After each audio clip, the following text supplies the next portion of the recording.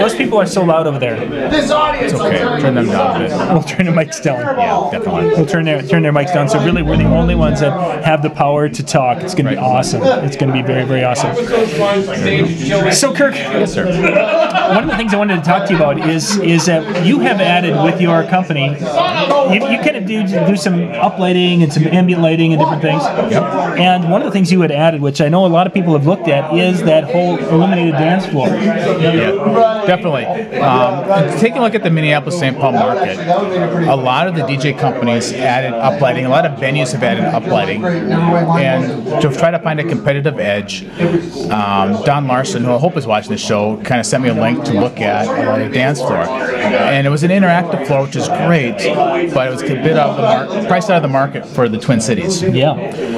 But I was, fortunate to find an analog floor, manufactured in Green Bay, and after a bit of research and seeing if the market could, support it, I was able to bring it in, and it really added a great dynamic to this market, and really a huge impact to the wedding, corporate, bar mitzvah events here.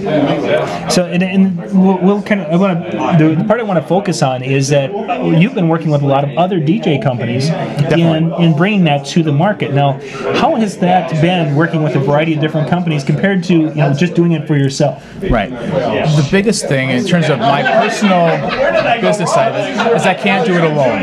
I needed to take a look at other avenues for referral business and networking. So within your Disc Jockey News, NASA Associated Catering Events, our local ISIS chapter is trying to find partnerships that could take a look at my unique product offering and offer it to their clients. Being available to those other entities to help elevate their event to a different status. What I want to do is, my overall mantra is that I want to help create a great event. If it's my event personally, or if I can help somebody else move their event up. And so by partnering with those other entities, such as the entities here tonight, like Mike Anderson, Bill Herman, Jason Jones, that's great. We have a great working relationship, and that we're comfortable referring business back and forth and partnering with each other to create a great event. So for those out there who have a service they want to add, you're a prime example that you don't have to be the only one doing it. You can actually incorporate and work with others and be able to really help pay for that new product. Yeah, exactly. And a lot of what I do is really based on referral business and partnering with other industry professionals. It's not necessarily with other DJ companies, but I work with a lot of event decor companies. I work with other venues specifically and help develop a relationship. And it's not something that is developed immediately, but it takes time to develop that trust and relationships. You have to prove your value and your worth and be reliable event after event after event, and that's where it really comes into play for as a product that's like a dance floor and other services that I do offer. So now, as a DJ, you've DJed for a lot of years, and now you're doing some things. You're partnering up. Now, how many times when you're at an event and you're seeing another DJ do something a little bit different, do you ever think to yourself, "Gosh, I would do it this way"? Truthfully, it's a lot. I've worked with some great talent, and I've also worked with some talent that has been less than desirable. I've seen both extremes. I have been at events where DJs have not been able to stand at the end of the night. I've worked with bands that have killed the dance. And those are two extreme examples. But however, you go to the other end of the spectrum and you work with some great bands and great DJs who have kept the celebration alive until the venue basically says you're done for the night. And that's a great feeling to be a part of that event. To, at the end of the night, when you say goodbyes to the family, or to, if you're for the corporate client, to the corporate meeting planners, and they have an appreciative thank you. It's genuine from the heart. You did a job that's well done, and you can look forward to referral business from that for next year. Yeah, exactly, and that's so important when you're doing something that is unique and really kind of an expensive thing that you're doing. It is quite an expensive venture, and so it's not something that you want to jump right into do and have an outlay of many thousands of dollars. I've kind of preached to our local market here of trying to make a determination of business savvy, saying, paying yourself first. What is your P&L? Can you actually support this, year in and year out to make a living at doing this? Whether it be, some of us are part-time, some are full-time. And when you're making an outlay at a minimum of $25,000, it was more than that. But you need to be there, year after year if you're making that type of investment. Of course, a big trend right now in the DJ industry is a lot of people are talking about Dave Ramsey's whole world of being able to go and pay cash for something like that. Yes. Which a lot of $25,000 is a chunk of change. Yes. What do you kind of, as you look at it, as someone who's been doing it for a while, when it comes to making a big investment, what kind of advice could you give to a DJ who's looking to do that, may not have as much money, but they really want to jump into it? What would you, being that you and I are just a little bit older than a younger DJ who started out? Definitely. It's a great question. The biggest thing is that you really have to have a basic business plan. You have to understand what it takes to run a business, know what your expenses are, and looking at forecasting what you want to buy. All of us are involved. We can go back to, let's say, some DJ websites, such Pro DJ, DJ Chat, and then moving to the Facebook websites, and you see a lot of DJs saying, "Hey, what can I get that's cheap that gets me through this gig?" And they're living in the moment. You have to actually look in the future. What's your 1-year plan for 12 months out? What's your 2-year? What's your 5-year plan? And then budget for that accordingly. We had, fortunately, we were able to budget for that expense. But again, now we had the cash outlay, we also have to pay ourselves back. Right. And putting that money back in the account, it takes time. It's not something that can be done within 12 months. We had a 3-year plan to have the investment paid for, and then also start to repay ourselves, because it's within our entertainment and decor business and lighting business.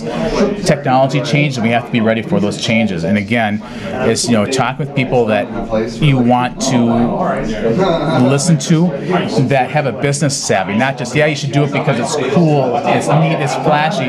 Those are great things, but can it make you money? Can you do it in a reasonable amount of time? And can you validate the purchase? Not just because you've needed a new light, that you need a new DJ controller, that you need the neatest and greatest speakers. The speaker systems from a DJ company, they're 10 years old. Would I love to have a new set of EVs or a new set of Bose, new set of JBLs or Yamahas? I would love to have some.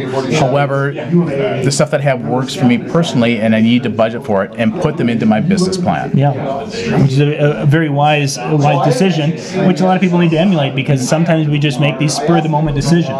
Yep, exactly. And spur-of-the-moment, I'm guilty, as with any other. As we all are. Yep. Say, hey, I love that picture. I got to have it. And the impulse buys are nice, but you have to realize that for impulse buys, try to keep them budget savvy. Hey, it's a $69 investment. It's a $199 investment. Can you repay it back within 2 shows? Can you repay it back within 4 shows?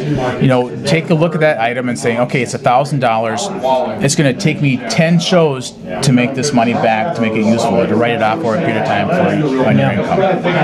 Yeah, and that's really a nice way to think about it, because a lot of people don't think about it that way. They're like, oh my gosh, as soon as I get that, everyone's going to come and book with me. Yep, and it's not going to happen. Plain and simple. The business is very competitive. Very much so. And what you're going to find within our Twin Cities market, every market is different.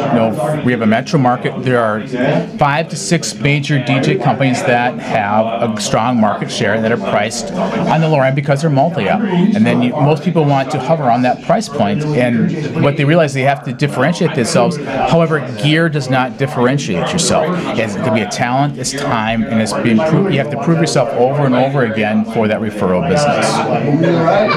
Very cool. Very cool.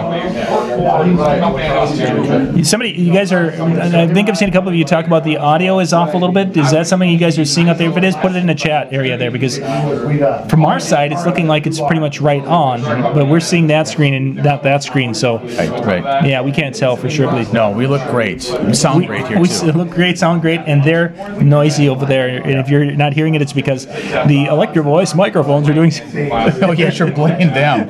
No, they're doing a wonderful job. They're doing a wonderful job. Yeah, we just got to be a little closer. They're just really noisy over there. No, they're having a good time. We've added some new talent to the room, which really is Kirk, they're wondering about link to the dance floor. Sorry. Do you remember the Link company? tree? Sure, there are several. The dance floor that I have is by USA Dance Floor. I bought the franchise for the state of Minnesota. The owner's name is going to be Doug Heim. He's based out of the Green Bay, Wisconsin area.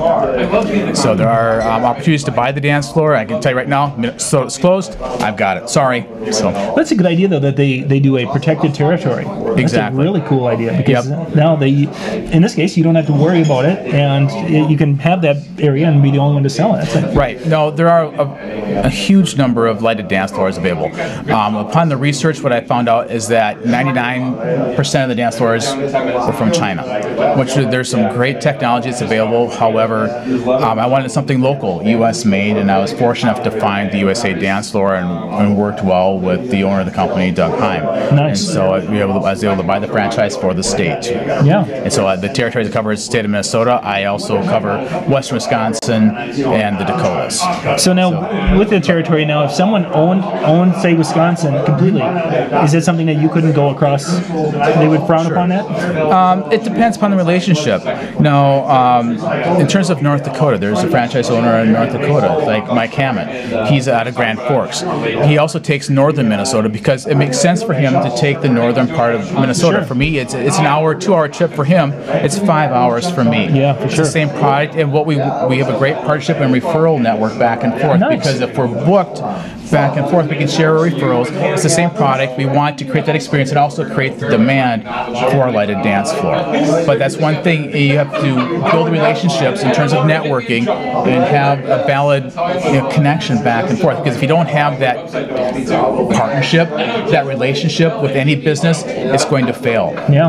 Like I said, you and I have known each other for years, and many our fellow peers in the background here, and we have a trust factor built in. So that way, if you trust each other, it helps enhance the event. And I trust this person, so I'm booked. Or it's 5 hours of travel. However, Mike's it's only an hour of travel for him. You might want to give him a call, check his availability. If you can't do it, then let me know. But it's a budget thing for a client. I want to make sure that the client is happy, and if it's within budget, it creates that expense, or it creates that experience for them with a little less expense. Yeah. And hopefully in the future something may work out, then it may come back to me, or Mike will refer something back to me and say, hey, I've got a client that's in the Minneapolis-St. Paul market. It's 5 hours of travel for me, but it's less for you. Let's work something out. Yeah. Very cool.